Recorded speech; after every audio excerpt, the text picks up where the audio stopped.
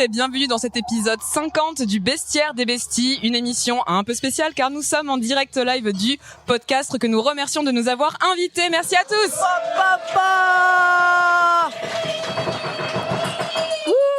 Je suis Lucille. Je suis Cécile. Et nous allons vous parler aujourd'hui d'animaux. Le Bestiaire des Besties, c'est un podcast animalier, conversationnel, qui ne se prend pas au sérieux, mais qui vérifie ses sources. Néanmoins, on va pas vous raconter que du brin. Toujours. Voilà. L'idée, c'est que Cécile et moi allons nous présenter une bestiole. Nous ne savons pas ni l'une ni l'autre de quelle bestiole nous allons nous parler. Ce sera la surprise totale et absolue. Et nous allons dérouler des fun facts, des petites anecdotes sur les animaux que nous avons choisis. Tout à fait. Bah écoute, j'allais te demander, ma chère Lucille, de me présenter le bestiaire, mais c'est incroyable, tu es partie comme sur un tapis roulant, c'est incroyable. Un cheval fougueux. un cheval fou et fougueux. Donc merci beaucoup pour votre soutien et votre présence. C'est un podcast, sachez-le, c'est un podcast qui nous vient du Calvin Ball Consortium, qui fait partie du réseau de podcasts. Bravo le Calvin Ball. Et qui est en partenariat avec Radio Temps Rodez. Radio Temps Rodez. Une radio associative aveyronnaise.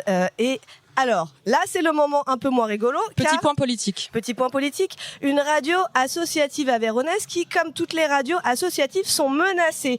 Promis, on fait le point sérieux maintenant et après, ce sera la gaudriole. Hop, est-ce que ça marche ? Ouais, c'est bon.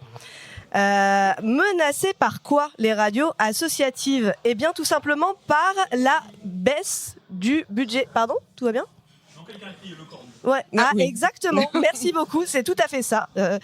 C'est effectivement la baisse du budget proposée par le gouvernement, une baisse de 16 millions d'euros du FSER, le fonds de soutien à l'expression radiophonique. En gros, c'est un fonds qui représente souvent la moitié du budget des radios assos et qui leur permet de proposer de la diversité culturelle et démocratique sur toutes les ondes locales. C'est des radios, ça permet aux radios de proposer à tout le monde de prendre le micro. C'est des radios qui forment des bénévoles gratuitement. C'est des radios qui, vous proposent à tout le monde de passer en ligne et de valoriser des événements locaux. Donc, et qui proposent possiblement de passer aussi des podcasts. Donc, n'hésitez pas à proposer à vos radios associatives locales vos podcasts. Sachez que ces radios sont financées donc par ce FSER qui est menacé d'être raboté de 44%. Ce qui mettrait clairement en péril la vie des radios associatives. Et de manière générale, c'est des coupes budgétaires qui touchent de plein fouet tout le monde associatif en général, pas que les radios, avec une baisse de 59% du budget de l'économie sociale et solidaire. Donc je pense qu'aux ateliers, ça peut parler un petit peu. Et 26% pour la jeunesse et la vie associative en général. Donc vraiment, voilà. Pour faire face à cette situation et défendre tout ce monde associatif, on vous invite à faire collectif. Parce que ensemble on est plus fort, et à vous unir et à faire entendre vos voix en relayant toute cette mobilisation et en écrivant, donc déjà en relayant sur les réseaux sociaux, et à écrire à vos élus locaux, à vos maires, à vos parlementaires, à vos sénateurs, pour montrer qu'on n'est pas prêt de lâcher l'affaire et que on ne veut pas que ce budget passe, parce que le monde associatif c'est important pour nous. Voilà. Alors. On se disait hier que ça représentait quasiment, potentiellement un danger pour 500 radios locales en France, sur 700. Ouais, entre 60 et 80% des radios locales qui risquent de fermer. Voilà, donc forcément ça concerne des gens près de chez vous. Donc voilà, tout le monde peut s'emparer du sujet, n'hésitez pas à vous renseigner dessus. Et puisqu'on parle de choses menacées, est-ce que ce serait pas une transition idéale ? Incroyable, mais quel art de la transition, Lucille. Ouais, écoutez, on est passé assez. Regardez pas. Je regarde pas. Je sais pas, personne. Moi non plus, je regarde pas ce qui se passe. Attendez, excusez-moi. Ça va, vous ? Moi, en vrai, ça va parce que je vois pas. Ok, c'est bon. Alors, moi aujourd'hui, je vais vous parler d'une bestiole dont je ne comprends absolument. Non, pas du tout. Toujours pas la bonne. Non, attendez, voilà, c'est bon. C'est à 0,05. Alors pardon, désolé, j'ai divulgaché la deuxième bestiole, mais moi j'avoue que je l'ai reconnue à moitié parce qu'il y a un reflet. Donc, moi je vais vous parler aujourd'hui d'une créature qui aurait clairement dû avoir sa place dans le bestiaire depuis le début, parce que quand on parle de créatures un petit peu what the fuck, on se dit mais celle-ci, elle a quand même la palme. Est-ce que tu as une idée de qui je pourrais parler aujourd'hui ? Alors, une créature what the fuck, il y en a pas mal. Non, donne-moi un ordre, donne-moi une idée. Je te donne une idée. Alors, c'est un ordre où ils sont que deux en fait. Donc vraiment, si t'en trouves un, tu trouves l'autre. Ça, c'est un ordre d'Australie. Oui, déjà très belle paire, bravo, très bien joué. Ils sont que 2. Il y a que 2 espèces dans cet ordre qui s'appelle l'ordre des monotrèmes et je vous dirai très rapidement après de qui est-ce qu'on se parle. Non, je sais pas, vas-y. Allez, let's go. L'ornithorynque. Ah mais oui, évidemment. Oh là là, mais bien sûr. Bien sûr. Alors, on est quand même au 50e épisode du podcast et on n'a toujours pas parlé de l'ornithorynque qui est quand même une espèce d'assemblage absolument absurde, en tout cas du point de vue des humains qui adorent mettre les petites choses dans des cases. Et lui, en fait, il va récupérer de tout un tas d'ordres et personne ne comprend exactement comment et pourquoi il est toujours là. Donc effectivement, on se parle de l'ornithorynque, Ornithorhynchus anatinus, qui vit en Australie et en Tasmanie. Ornithorynque, pourquoi ? Parce que ça veut dire bec d'oiseau, bec de canard, parce que comme vous pouvez le voir, il a un bec de canard, en plus d'avoir un corps de loutre, en plus d'avoir des pattes palmées et tout un tas d'autres petits goodies que je vais vous décrire au fur et à mesure de l'émission. Donc déjà, un ressenti, une réaction par rapport à l'ornithorynque. Mais évidemment l'ornithorynque, mais qu'est-ce qui nous a pris ? Pourquoi on n'a pas fait l'ornithorynque ? C'est parce qu'il y a un côté évident, mais là, effectivement, moi je veux tout savoir de notre ami palmipède. Eh ben écoute, il y a énormément de choses à dire et on va dérouler rapidement. Alors, l'ornithorynque déjà, il a été pour la première fois identifié en 1798 et tout le monde pensait que c'était une énorme blague. Normal. Donc en fait, il y a des scientifiques qui ont débarqué avec une espèce de créature avec un bec de canard, des pattes palmées, une queue de castor. Et donc là, la bonne société scientifique a dit qui a cousu un canard sur une loutre, littéralement. Et il s'avère qu'en fait, après plusieurs décennies et la première possibilité de voir l'animal vivant, on s'est dit qu'il existait pour de vrai. Et ouais. Donc du coup, qui a commandé un mammifère avec un bec de canard ? Mère nature, somme toute, mais c'est surtout qu'il n'a pas énormément évolué. Dans les faits, ce qui se passe avec notre ami l'ornithorynque, c'est que c'est une espèce de mammifère primal qui garde encore pas mal d'attributs de la vie aquatique. En gros, à la toute base, nous avions les amphibiens qui vivaient dans l'eau, qui n'avaient aucune envie d'aller conquérir la terre. Ils avaient raison. C'était quand même plutôt pratique. Ouais. Du coup, ils pondaient pas d'œufs parce qu'ils faisaient leurs petits directement dans l'eau. Pour aller conquérir la terre, ils se sont dit que c'était vachement pratique de faire des petits dans des œufs parce que dans un œuf, on peut mettre du liquide amniotique. Mais qu'est-ce qu'ils sont malins, ils sont forts. Les amphibiens. Ils sont quand même vachement forts.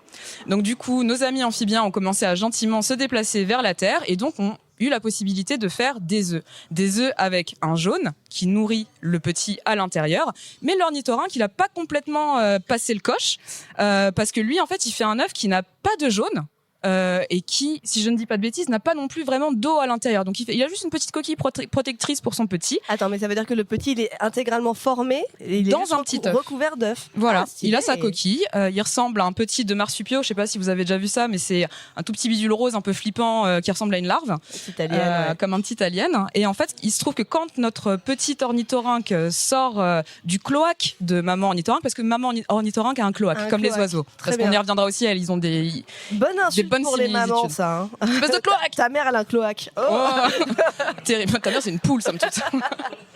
Donc, pour le coup, le petit sort de l'œuf et il va aussi, autre particularité de notre ami, manger du lait. Parce que l'ornithorynque fait des œufs, produit du lait et il produit pas du lait n'importe comment. Il n'a pas de tétine. Donc, il sue du lait. Bon appétit à tous. Je vous vois. Hein. Il sue du lait. Il sue du lait, donc ce qui fait que les petits doivent lécher le lait sur la fourrure de leur mère. Quoi ? Mais c'est complètement fou. C'est complètement fou. Mais je te dis, il y a 1000 trucs incroyables. Okay. Donc alors attends, je passe à l'image 2, si je trempe pas trop, pour vous montrer ce petit œuf, du coup, d'ornithorynque, qui est minuscule. Il est tout petit. Il est minuscule, sachant que l'ornithorynque de base, il va aller jusqu'à 50 cm en taille adulte, donc il est pas non plus absolument énormissime. Et quand le petit a grandi, il est charmant, il est absolument adorable. Voilà, exactement. Voilà, c'est un petit caca avec une queue, un minuscule bec, des petits plis partout. Il a l'air si doux. Il a l'air si doux parce que c'est une des fourrures les plus épaisses du règne animal, plus épaisse même que celle de la loutre, parce que comme il vit dans l'eau, ça lui permet de rester bien au chaud, d'absorber aussi pas mal d'air à l'intérieur et d'avoir une flottaison optimale. C'est une merveille de technologie. Mais attends, mais c'est ouf parce que il vit en Australie, c'est pas des mers, des océans polaires. C'est pas très froid. Après en Tasmanie, tu peux avoir des cours d'eau qui sont quand même pas spécialement chaleureux. Voilà. Et ça lui permet surtout de rester dans l'eau plus de 12 heures parce qu'il se nourrit principalement d'insectes, de vers et de petites choses qu'on trouve dans la vase. C'est là où son bec incroyable devient redoutable. Voilà, exactement. J'aime bien imiter les becs de canard. Un doux bruit de canard. Donc notre ami a donc un bec de canard qui, en plus, on peut dire qu'il a rien à faire là, est un bec de canard équipé d'électrostimulation. Alors, est-ce que c'est électrolocalisation, je vous prie. Non, j'allais dire, on dirait un truc de kink de l'émission d'hier soir, voilà. Voilà, ça aurait pu, on aurait pu faire un mix, mais non, laissez les ornithorynques tranquilles. Je vous invite à les laisser seuls. Électrolocalisation. D'accord. Alors, ils utilisent l'électrolocalisation pour un peu à la manière des requins, encore une particularité héritée d'un tout autre ordre, pour repérer les cibles qui bougent, parce que chaque mouvement dans l'eau crée un signal électrique que lui, avec son super bec Samsung, va réussir à repérer et donc aller farfouiller gaiement la vase au fond de l'eau. Donc il va se nourrir de ça, voilà, somme toute une petite vie assez tranquille. Écoute, oui. Vraiment comme les canards là pour le coup, vraiment c'est à comme ça les que canards. sert ce bec. D'accord. Voilà. Donc après en termes de manière de vivre, d'habitat, il est dans les berges, il se fait un petit nid. Que la mère va boucher avec de la boue pour éviter que les prédateurs viennent becter sa minuscule et si mignonne progéniture. Et donc le nid est sur les berges. Le nid est sur les berges, Okay. donc vraiment grosse possibilité de se faire envahir par la flotte. Et ouais. Qu'est-ce que tu peux avoir en Australie ? Il y a relativement assez peu de serpents aquatiques, éventuellement un crocodile marin, mais pareil, vu qu'ils sont plutôt dans les fleuves et les eaux douces, a priori ils sont pas trop emmerdés. Limite, la plus grosse menace pour eux, c'est le kangourou qui adore tataner un petit peu tout ce qui passe.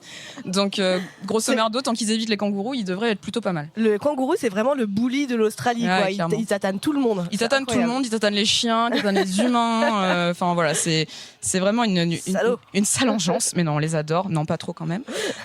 Donc, au-delà de ces multiples facteurs physiques, il a aussi tout un tas de petits goodies cachés, tels que, est-ce que alors, si tu te rappelles de nos lointaines leçons de biologie, est-ce que tu te rappelles combien de chromosomes sexuels nous avons, nous les humains et les mammifères de manière générale ?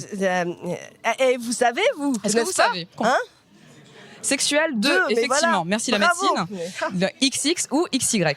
Il se trouve que l'ornithorynque, il a 5 paires de 2. Donc il est XX, XX, XX, XX, XX ou XY, XY, XY, bref, vous avez compris l'idée. Waouh. C'est assez bordélique, c'est assez croisé. Je vous avoue que j'ai pas les connaissances et j'ai pas réussi à trouver ce à quoi ça pouvait lui servir dans les faits. Mais il a quand même un patrimoine génétique qui, encore une fois, est assez mystérieux. Mystérieux, dirais-je même. Ça, c'est un mec, un vrai. Ça, c'est un mec, un vrai. Ça, c'est une meuf, une vraie. Ouais, les deux, en fait. Voilà, c'est beaucoup de paires de chromosomes, vraiment dans tous les sens. Des énormes paires de chromosomes. Côté petite particularité génitale aussi, la femelle a donc 2 ovaires, mais elle n'en a qu'un seul qui fonctionne. Le droit ne marche jamais. Voilà. Donc, au bout d'un moment, autant s'en débarrasser. Peut-être que d'ici quelques millions d'années, c'est au cas où, plus. Je le garde. Oui, voilà. Ça peut toujours servir. Pour les copines, tu vois. Voilà, exactement. Ça permet une certaine forme d'équilibre. Donc, elle a un ovaire qui marche pas, mais par contre, ni le mâle ni la femelle n'ont d'estomac. Parce qu'après tout, pourquoi pas ? Attends, quoi ? Non d'estomac ? Pas d'estomac. Parce que ils gobent directement ce qu'ils mangent. Ils ont pas de dents, donc du coup, ils se bourrent les joues de gravier pour mastiquer les petits vers et les petits insectes. Mais il y a rien qui va dans cet animal. Il est broken, j'ai envie de dire. Il a vraiment tout un tas de petites particularités. Et tu dis, mais mec, t'es là depuis 200 millions d'années, t'es toujours là, tu mâches avec du gravier, t'as un ovaire sur 2 qui fonctionne, t'as un cloaque qui fait tout. Mais du coup, les vers vont directement se faire digérer sans... Ça passe directement le long de l'œsophage. D'accord. Et ça bascule en cacou direct dans le cloaque. En cacou. Ah oui, d'accord. Très bien. Voilà. Bravo, j'imagine que... on peut faire ça, la nature peut faire ça. La nature peut faire ça. Pas besoin de digérer. Pas besoin de digérer parce que si j'avais su. Écoute. Alors là en fait concrètement lui il sévit ce qu'on est en train de vivre en ce moment, c'est-à-dire le petit coup de barre de la digestion. Tu vois, parce que le fait de ne pas avoir d'estomac, ça lui permet d'être complètement vif et alerte et de pouvoir passer son temps dans l'eau, et parce que vivre dans l'eau c'est quand même assez énergivore en soi, quoi. Et ouais. Donc du coup lui pas d'estomac, pas de problème, il a toujours la gouache et il peut faire ce qu'il veut. Le petit malin, d'accord. En même temps il vit dans un monde où il n'y a pas de café, donc c'est je vrai. peux comprendre. Oui, le café australien, à part si tu le prends, j'ai un flat white skinny, ça va pas. Ouais. Tu vas pas recevoir grand chose par là-bas. Très bien. Alors en surprise totale, je vous balance la prochaine image, je sais plus ce que c'est. Ah oui, c'est des bébés. Voilà. Donc voilà, les petites larves dont je vous parlais. La maman, quand elle les couve, à la fois mignon et dégoûtant. À la fois mignon et dégoûtant, elle utilise sa queue pour couver, pour protéger et garder sa progéniture au chaud. et surtout cette queue ne leur sert pas particulièrement à se propulser rapidement. C'est une réserve de graisse qu'ils utilisent du coup pour stocker en cas de petite disette, plus de vers, plus d'insectes, voilà. Je crois qu'on avait déjà fait un autre animal qui stockait la graisse dans sa queue. Est-ce que c'était pas le binturong? Ah, le binturong peut-être, ouais. Et qu'on avait déjà fait des blagues à base de j'aimerais bien faire ça, moi aussi stocker ma graisse dans une queue plutôt que dans mon cul. Je pense que tu vois, en termes d'humanité, je pense que le monde pourrait s'en retrouver vachement plus joyeux, tu vois. Tout à fait, après tout. Donc ça, on va dire ça, c'est pas si étonnant que ça dans l'absolu. En revanche, image 5, est-ce qu'on y est? Ah oui, il est fluorescent. Ça, on n'y avait pas pensé. Voilà. Si vous le mettez sous une lampe à UV, il est fluo. Voilà. Mais attends, c'est quoi? C'est sa fourrure, elle est en mode. Sa fourrure est fluorescente. Alors ça, ça reste encore pas particulièrement élucidé. Ouais. On se demande si c'est pas pour éviter des prédateurs, mais encore une fois. Quel prédateur, ai-je envie de dire, parce qu'il y a des aliens, je ne sais pas, peut-être qu'il cherche effectivement à envoyer des signaux. Donc on a découvert qu'il était fluorescent. On sait également qu'il a des griffes, et non pas des griffes classiques, des griffes venimeuses pour les mâles. Je comprends rien à ce que je vois. Je vais très vite en plus, je suis désolée, n'hésitez pas à me dire s'il faut un peu ralentir, mais je surveille un peu le temps aussi. Pour le coup, une griffe venimeuse avec un venin qui est un petit cocktail de protéines assez élaboré qui va vous mettre au sol et vous provoquer ce qu'on appelle une hyperalgésie pendant plusieurs semaines, c'est-à-dire une ultra-sensibilité à la douleur. Donc non seulement il vous éclate, mais en plus il vous laisse au sol pendant des semaines où le moindre petit choc va vous rendre complètement dingo de douleur. Ah ouais. Voilà. Donc ça peut tuer un chien. Ça peut pas tuer un humain, mais ça peut faire mal, ouais. D'accord. Très mal. Donc il faut pas trop s'attaquer non plus. Non, ils sont d'une nature assez discrète. C'est des animaux nocturnes, donc pour les observer, c'est quand même pas évident. Quand j'étais en Australie, j'ai vraiment cherché à le mettre dans mon Pokédex et j'ai vraiment pendant très longtemps observé les cours d'eau. J'ai pas réussi à en voir. T'es resté tapis le long des cours d'eau comme ça. Mais vraiment littéralement pendant 2 heures. Mais non. Je te jure, c'était incroyable, hein, mais voilà, il y avait plein de petites choses très sympas, mais il y avait pas d'ornithorynque. Donc du coup voilà, très discret et très élusif, somme toute, encore assez mystérieux. Qu'est-ce que je peux vous dire encore comme petites étrangetés? Il a une patte étrange. Il a une patte étrange. Comprendre comment marche la patte. Patte palmée qui est du coup adaptée à sa vie aquatique. Donc ça correspond quand même plutôt pas mal. Dans le chat, on nous dit que Yatos nous dit qu'on est snob de l'ornithorynque. Comment ça, snob de l'ornithorynque? Oui, c'est moi. Je pense que j'ai dû dire mais attends, c'est trop évident. Hein. Évidemment, on n'allait pas faire. Pardon, Yatos, t'as raison. Désolé, vous avez raison. On revient au basique. On va dire que c'est un épisode back to basique, spécialement pour les bestioles un peu bizarres, parce qu'on peut pas faire que le Simotoa et qu'est-ce qu'on a pu faire de la limule ou que sais-je quoi. Voilà. Écoutez les autres épisodes du bestiaire si vous savez pas ce que c'est et que ça vous intéresse. Le périophtalme aussi, voilà. Tout un tas de noms étranges, mais du coup effectivement l'ornithorynque a toute sa place ici.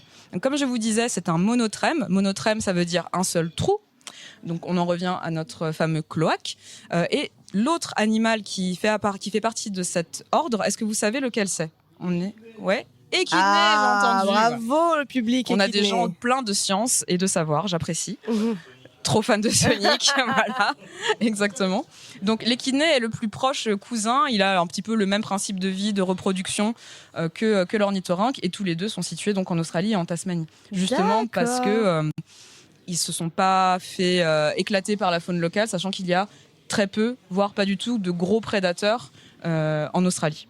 Attends, quoi? Il y a pas de massif carnivore, il y a quelques dingos. Ah oui, d'accord. Parce que ça reste quand même un endroit un peu dangereux, l'Australie. C'est un endroit dangereux, mais il n'y a pas de gros prédateurs du type savane africaine, quoi. Voilà, tu vas pas avoir, t'as pas de tigre, t'as pas de lion, t'as pas de singe, t'as pas, tu vois, donc potentiellement un serpent, potentiellement qui d'une araignée, qui d'un caïman, qui d'un bogan, qui sont donc les white trash, les white trash australiens, voilà, qui adorent chasser les kangourous, et potentiellement les ornithorynques qui font des super toques en fourrure très chaude, hein, pour le coup, quoi. Ah d'accord, super. Bah, en vrai.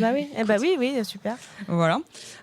Donc, qu'est-ce que j'ai en dernière image du kiff ? Bah voilà, une image globale de notre petit pote qui du coup ne vit pas ses meilleurs jours, comme vous pouvez l'imaginer. On parlait de menaces, donc c'est une espèce qui est en grand danger d'extinction. Déjà parce qu'elle ne vit que sur un seul continent, que sa reproduction est mine de rien assez lente et que la disparition soit des zones humides, soit les incendies comme il y a pu avoir en Australie, fragilise grandement son habitat. Eh ben oui, forcément. Et du coup, l'empêche de prospérer comme il se devrait.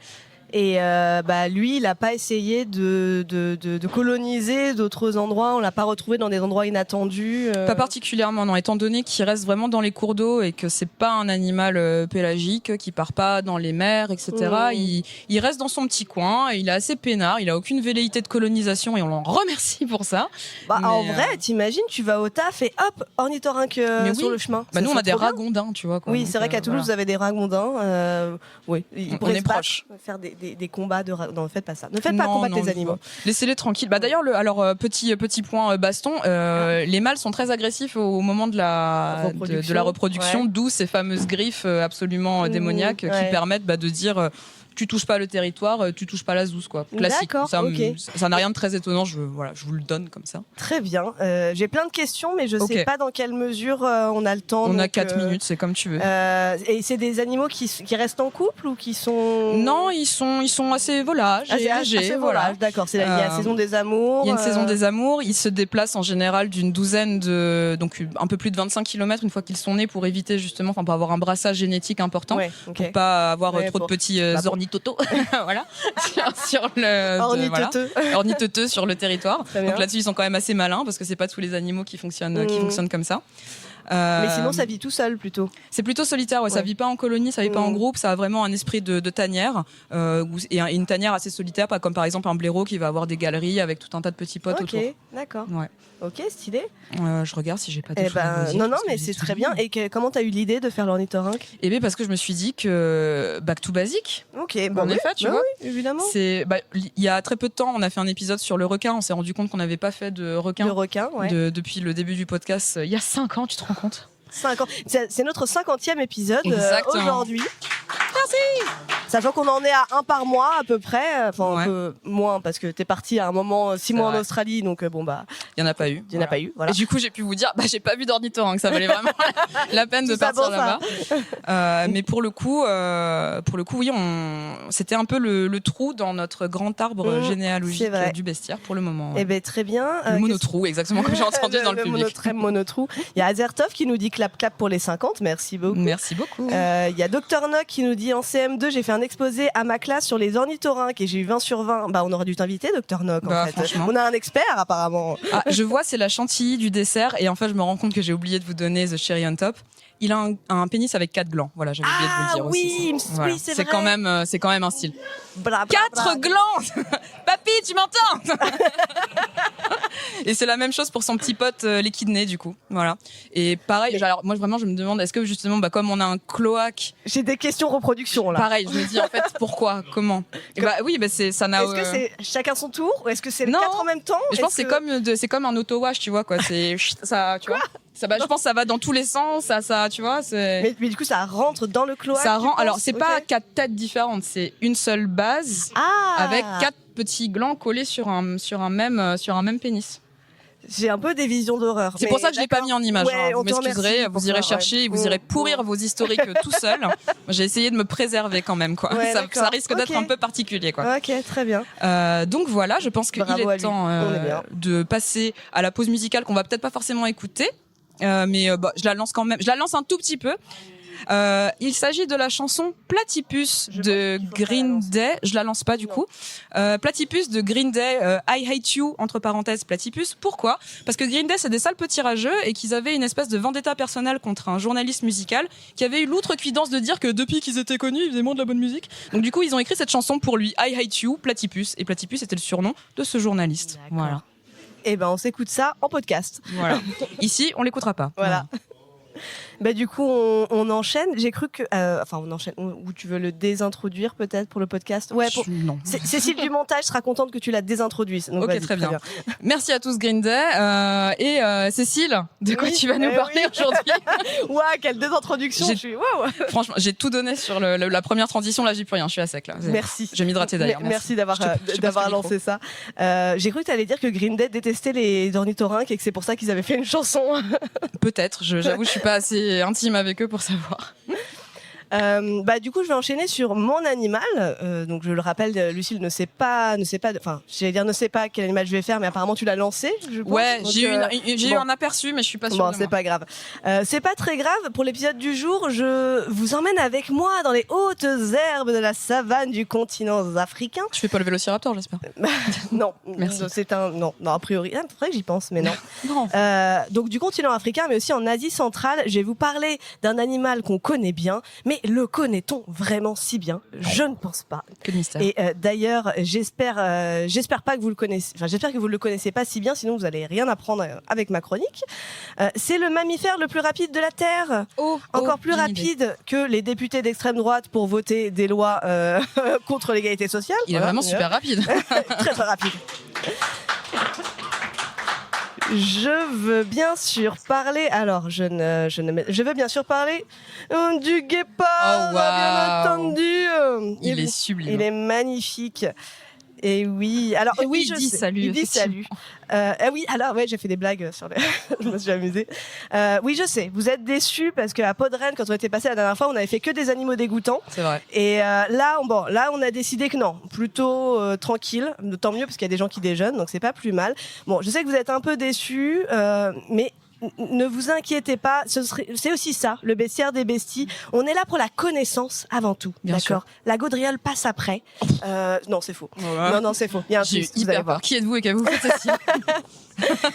Alors le guépard, notre petit guéparinou, Acinonyx jubatus de son potinon latin. Pardon, Acinonyx? Acinonyx jubatus, tout à fait. Hyper stylé. T'as vu? C'est un nom qui fait en fait référence à une particularité un peu nulle du guépard. Pas du tout le fait qu'il court vite, mais le fait qu'il ait des griffes qui ne se rétractent pas. Voilà. J'aurais pas parié là-dessus. Moi non plus. Tu vois, les mecs, ils ont vu ce truc et ils se sont dit, ouais, on va mettre ça en avant. C'est ça qui est incroyable dans cet animal. Les gars du marketing, Pardon. En fait, Acinonyx, ça vient pour le préfixe a, donc sang, kinéo, bouger, et onyx, griffe, ongle. Donc, et jubatus, c'est acrinière, ça veut dire en latin. Donc, voilà, ils auraient pu trouver un nom trop stylé, mais non, c'est juste griffe qui bouge pas, acrinière. Voilà. J'aurais peut-être pas parié sur le guépard, tu vois. Ouais, ça c'est clair. Donc bravo les zoologues, je ne sais pas. Vous auriez quand même pu lui trouver un nom plus classe, comme par exemple en portugais, où le nom vernaculaire c'est lobo tigré. Le loup tigre. Un peu plus stylé. Ah, ça c'est stylé, un très bon pseudo. Tigré, alors par contre, excusez-moi, mais si je peux me permettre. Ah bah vas-y, je t'en supplie. Il est moucheté. Il est pas tigré. Non, en fait tigré c'est lobo, c'est tigre, c'est juste que je ne le dis pas avec l'accent portugais de toute évidence, car il ne faut pas faire d'accent que je ne maîtrise pas, surtout moi. Mais donc voilà, lobo tigré, c'est loup tigre. En Islande, on l'appelle le. Alors, allez. Je m'échauffe la langue un peu. Le bléta tirgur. Et c'est le tigre tacheté. Mais déjà, pourquoi en Islande, ils parlent de lui? Enfin, arrêtez. Ils ont le droit de parler d'un animal qui est pas de chez eux. Ils sont quand même donné de la peine de lui donner un nom en particulier. Oui, mais voilà, sois contente parce que là, il l'appelle le tigre tacheté. Ça se tient. Ils ont bien retenu ton commentaire. Je prends. Merci à eux. Par contre, chez nous, c'est toujours pas très classe. L'origine du mot guépard viendrait de l'italien gatto pardo. Formé de gâteau, le chat, et de pardo, un mot d'origine arabe que je vais mal prononcer. Donc c'est targhi, qui voudrait dire nomade. Targhi qui d'ailleurs serait d'ailleurs à l'origine du mot touareg. Voilà. On adore. Un peu d'étymologie, ça ne fait jamais de mal. Hein. Voilà. Je prends. Je sais que tu en es friand. Dans la besace à mots. Mais nous avons la fameuse. Qu'est-ce que... Hop là. qu'est-ce qu'on a là? Mais oui, on a encore un petit guépard. Non mais regardez-moi ce beau gosse. Il est beau. Un corps musclé, aérodynamique, svelte, 1m30 de long, 81 cm au garrot. Pour les femelles les plus grandes. C'est hyper grand. 1m50 de long et 94 cm pour les mâles. Donc 94 cm pour les mâles, c'est pas encore mal, plus grand. Ouais. Donc il est tacheté, il a une belle bande noire sous chaque œil qui part de l'intérieur de son œil jusqu'à son museau. Il a donc des griffes qui ne se rétractent pas complètement, ce qui a l'avantage de lui donner une très bonne adhérence au sol et lui permettre de courir vite. Faire des virages incroyables aussi. Exactement. Mais par contre, le problème, c'est que ça s'abîme très vite. Du coup, en fait, il court très vite, mais il ne sait pas se battre. Parce qu'il a souvent plus trop de griffes. Faut faire un choix au bout d'un moment. Tu cours vite ou tu castagnes, quoi. Et c'est ça. Et du coup, comme il a pas trop de griffes, il peut pas non plus grimper aux arbres pour y cacher ses proies. Ok. C'est qu'en gros, il cavale tellement qu'il s'abîme les griffes et que donc elles lui servent que pour l'adhérence. Voilà, c'est ça. Ça sert que pour ça. Et du coup. Et du coup, contrairement au léopard qui lui chope sa proie et l'amène dans un arbre pour pas se la faire piquer, pour la boulotter dans l'arbre, lui juste il est là. Tu vas nous faire un petit point de différence guépard-léopard? Eh bah dis donc, est-ce que c'est pas merveilleux ça? Oui. Incroyable. On ne confond pas les deux. Alors attendez, là j'en ai mis 3. C'est quoi le troisième? Donc on a le guépard au milieu, si j'ai bien retenu la petite larme noire très émo. J'ai un petit bug. Qu'est-ce que j'ai mis? Si, le jaguar. Voilà, là on a les 3. On a le guépard qui est plus fin, qui a les pattes plus longues. On a le léopard ou le jaguar. Donc le jaguar il est à droite et le léopard il est à gauche. Voilà pour les gens du podcast clairement. qui regardent bien. Donc on est quand même sur une sacrée beauté. Et en plus, et donc tous les 3 n'habitent pas au même endroit puisque le guépard ça peut partager. Le guépard peut partager son habitat avec le léopard qui sont dans la savane. Par contre, le jaguar, lui, il n'y a rien à voir. Lui, c'est en Amérique du Nord et en Amérique du Sud. Vraiment pas le même continent. Amazonie, tout ça. Voilà, les tâches ne sont pas du tout les mêmes. Le jaguar et le léopard, c'est plutôt des solitaires, alors que le guépard, il a tendance à vivre en petits groupes de mâles. Très bien. Les femelles, par contre, guépards sont plutôt solitaires, donc plutôt des girl boss, qui savent se débrouiller toutes seules, et surtout quand elles sont avec leurs petits, parce qu'elles sont vraiment en mode, je vais me faire boulotter mon petit si je reste avec les mecs, donc je reste dans mon coin.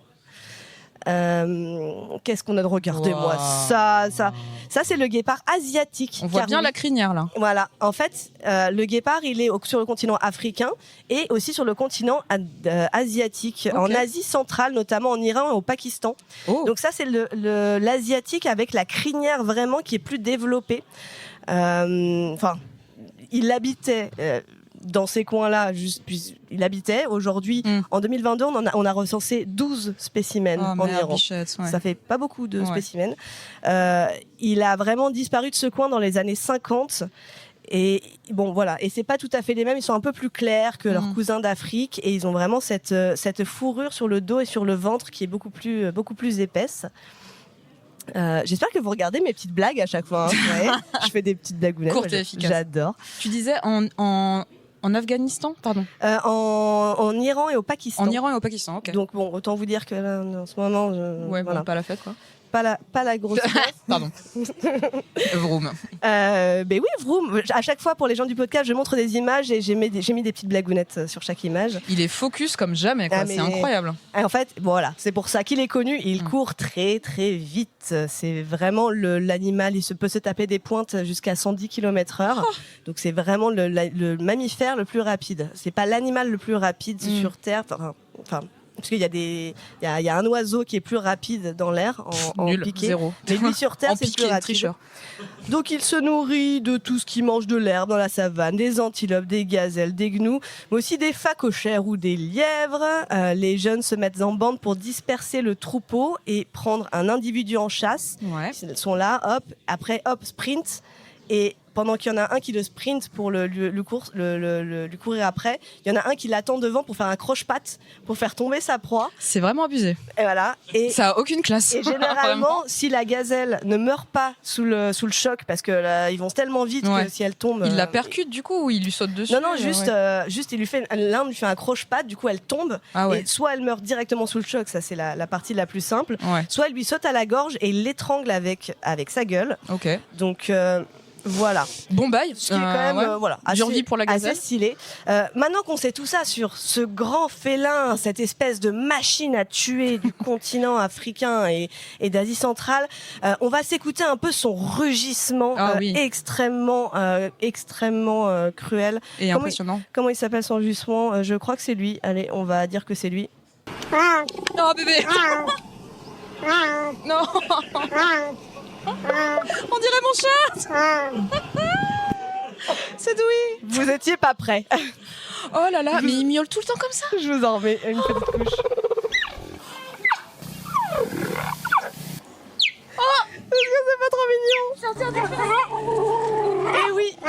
Oh. Le guépard ne sait pas rugir. Eh oui. Bébé. Le guépard ne rugit pas. Mais il fait vraiment des bruits d'oiseaux. Voilà. Il piaille, quoi. Il piaille. En fait, c'est à cause de son os hyoïde. Et je crois que ça se prononce comme ça. Un os situé au-dessus du larynx, en gros, et du larynx, pardon, dont l'ossification est complète. Et en fait, c'est ça qui le distingue d'ailleurs des gros félins du genre Felis. Voilà. Très bien. Cet os de gorge. Voilà. En fait, comme notre Felis catus, par exemple, le chat domestique, ou comme le manule, dont tu as fait un épisode. Tout à fait. Ça, c'est des genres Felis qui miaulent et qui ne savent pas rugir à cause de cet os-là. Et c'est pas le même genre que les félins du genre Panthera, qui eux, contrairement, c'est pas le groupe de rock, qui eux ont une ossification incomplète de l'os, ce qui leur permet de rugir, comme tous les félins qu'on connaît, les tigres, les jaguars, les lions, voilà, tout ça. Dommage, parce que franchement, après tu me diras à quoi bon rugir si fort si ta technique c'est de t'embusquer et de courir super vite. Voilà, je vous en remets. Autant être pipou à la maison. Il me fait trop rire. C'est trop mignon. Mais oui, adoptez bébé.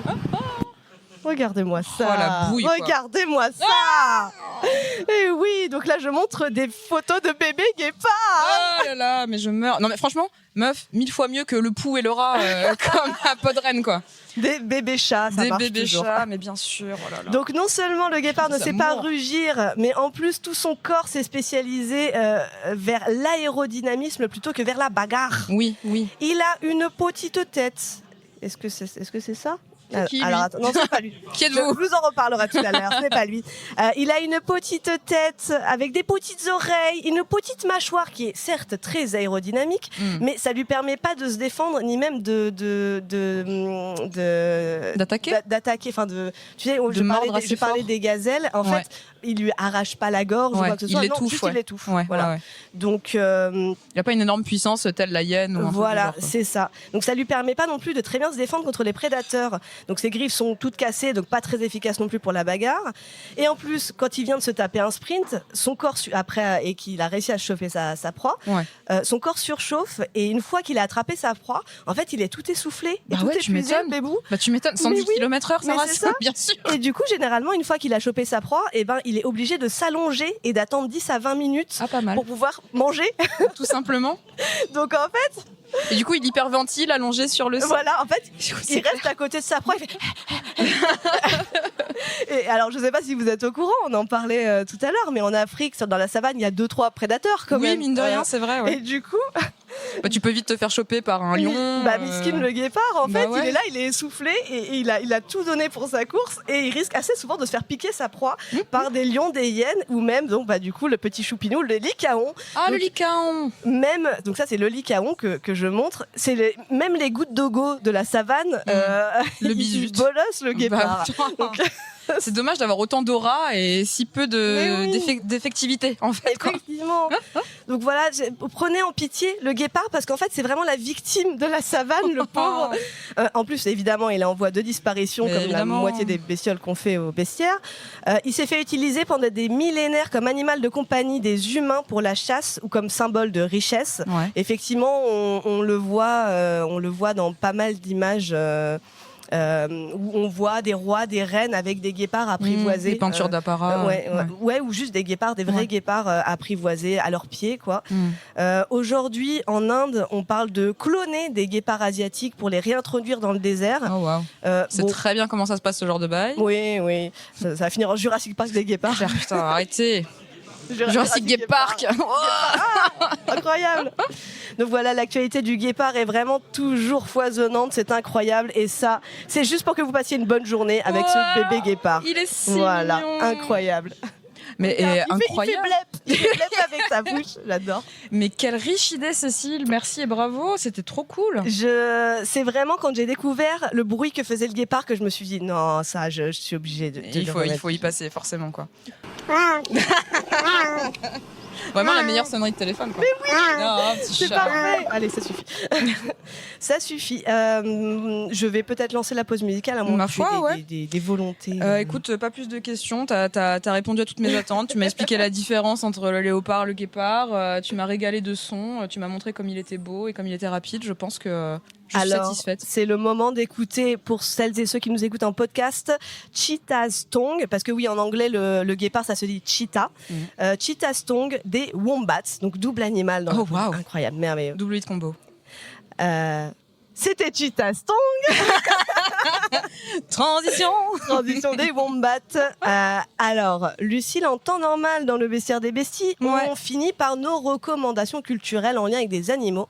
Mais là, comme c'est un épisode un petit peu particulier, n'est-ce pas ? Tout à fait. Nous avons décidé de faire, un quiz. Tout à fait. Ouais. Un jeu avec des trucs à gagner. On sait toujours pas comment on va compter les points, mais c'est pas grave. On n'a pas réfléchi à ça.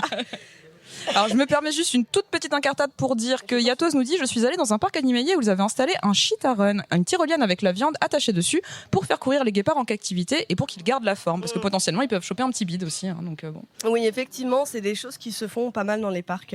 T'as pas mal de vidéos ça a l'air compliqué à installer, mais effectivement de trucs où qu'ils installent pour faire courir les cavaler, parce qu'ils doivent avoir une sacrée dépense énergétique à compenser. Ouais, tout à fait. Du coup, le quiz, pardon, excusez-moi, il fallait que ce soit signalé. Le quiz, comment on a dit qu'on faisait Alors, comment ça marche ça va être à vous, cher public, de deviner quel animal se cache derrière ce bruit.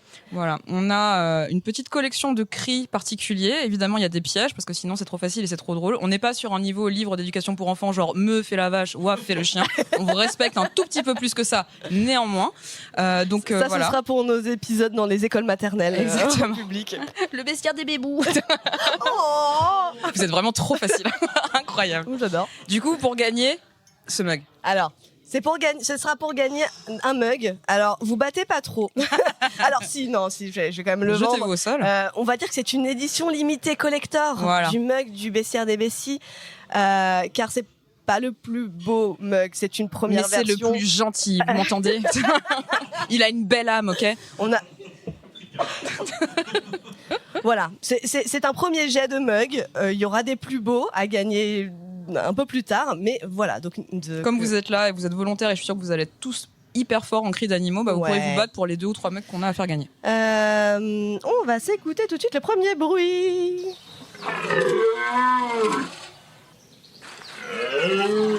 Yes. Bravo. Bravo. Alors attendez, ce que je vais faire, c'est que je vais peut-être noter les noms. Qui es-tu, qui est un mystérieux inconnu ? Aline. Ah oui, pardon, j'avais pas vu qui avait. T'es vraiment trop forte. Tu notes les trucs en direct. Bah oui, écoute, je vais tenter de faire ça. Trop forte. Mais moi aussi, je te kiffe, Lucille. Arrête. Un petit peu, ouais. Grave. On en profite pour regarder cette superbe vidéo. Réponse. Oh. C'était le cerf. Il est majestueux, il est beau. Voilà, il est un peu moins majestueux. Donc là, c'était le brame du cerf pendant la période de la reproduction. C'est les cerfs mâles qui dégueulent apparemment pour attirer les femelles. Les cerfs mâles qui ont écouté Darmanin. Juste pour info, combien de temps il nous reste ? Il est 30. Combien de temps il nous reste ? Il nous reste encore 10 minutes ? 10 secondes ? Allez, superbe. Alors, allez, on continue en attendant d'avoir peut-être une réponse. Le deuxième cri. Non. Non plus. Entendu. La hyène. Yes. Bravo. La hyène. On a fait un épisode sur la hyène et il se passe plein de trucs fous côté hyène aussi, du style plus grosse pression dans la mâchoire du règne animal. Les femmes ont Les femelles ont des... Alors attendez, des vagins qui se rétractent et qui re-rentrent à l'intérieur également. Oui, et puis les femelles ont aussi en fait, elles ont un clitoris... Un pénis invaginant, je crois. Bref, il y a une terminologie bien particulière. Il y a longtemps, la hyène. C'était il y a longtemps, la hyène. Il y a plein d'épisodes. Voilà. Crocuta de son petit nom, ça m'avait marqué. C'est vrai, incroyable. Réécoutez-le et souvenez-vous-en mieux que nous. En sa mémoire. Le troisième... Ça, c'est un peu un piège.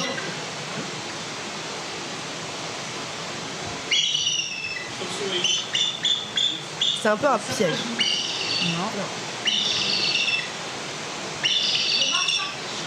Non, mais on est dans la bonne catégorie. Il a pas du tout le cri de son physique. Voilà. C'est comme le guépard.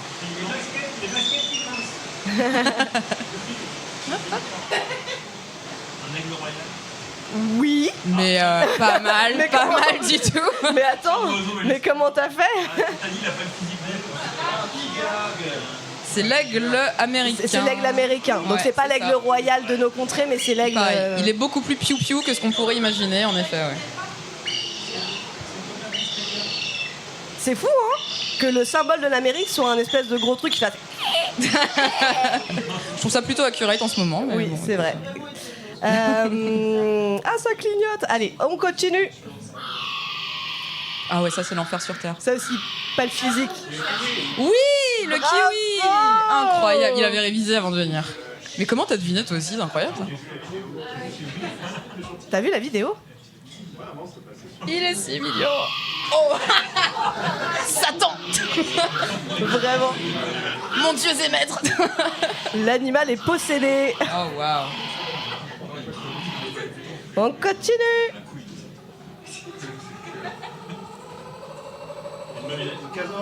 Non, pas loin.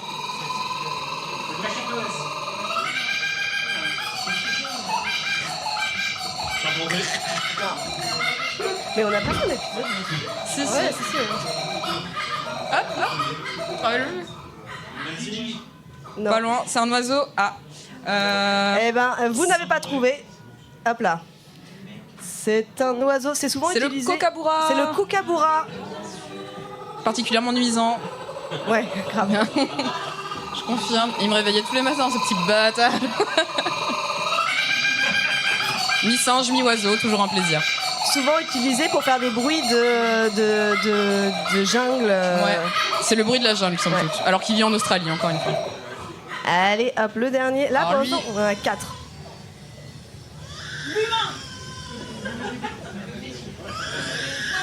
Celles et ceux qui ont écouté nos épisodes, normalement, reconnaissent.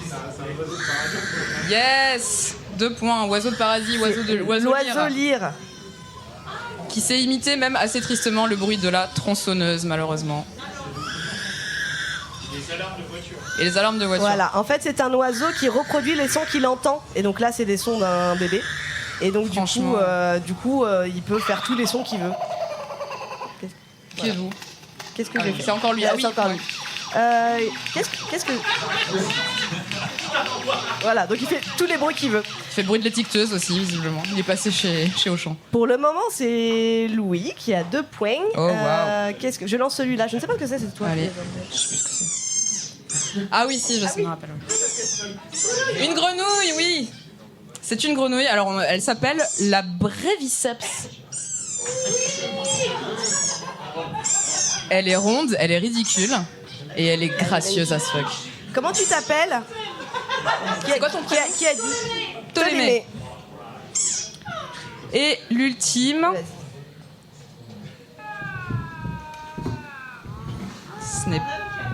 C'est ce que j'allais dire, c'est pas mon grand-père.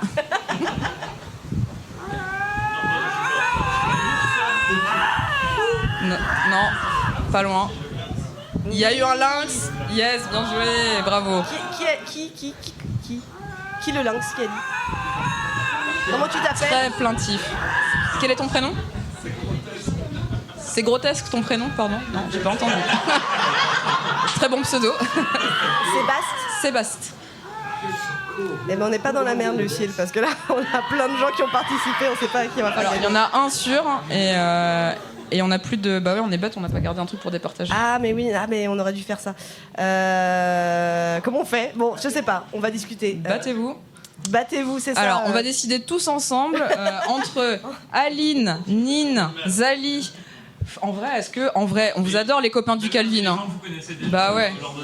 Je pense que Sébastien, tu vas repartir avec un mug et Ptolémée et Louis. On en a 3, c'est ça? Louis, il a 2 points, donc lui, il a gagné son mug. Yes, viens chercher ton mug. Le mug. Et après, mais non, on est coincés parce qu'après, il y en a 3 qui sont pas de chez nous. Il y a Aline, Sébastien et Ptolémée. Ok. Je ne sais pas. Bon, dans tous les cas, on en parlera après. Mais bravo à tous et à tous. On arrive à la fin de ce bestiaire des besties. En effet. Donc, merci à tous. Merci pour l'accueil, déjà. Merci à toute l'équipe.